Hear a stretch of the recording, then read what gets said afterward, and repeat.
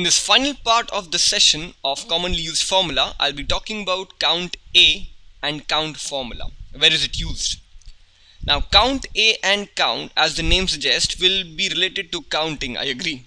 But what is the difference and where is it used? That is what I'm concerned with. A stands for all. All refers to numbers and text both.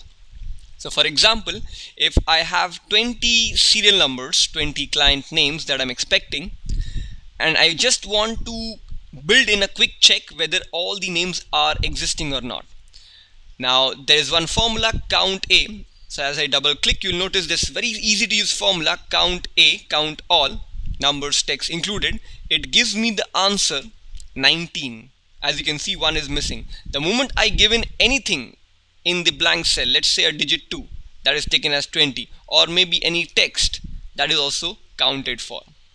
Now CountA, as we saw, where is it used? But what is the implication of count?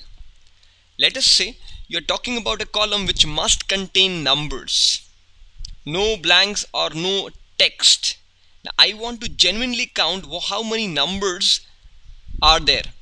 So I will not be using CountA, I'll be using count formula. So let me delete this formula and show you how both of these formula work. If I do press a count formula, it asks me to provide all the values, which I do gladly. Closing the brackets, enter 18.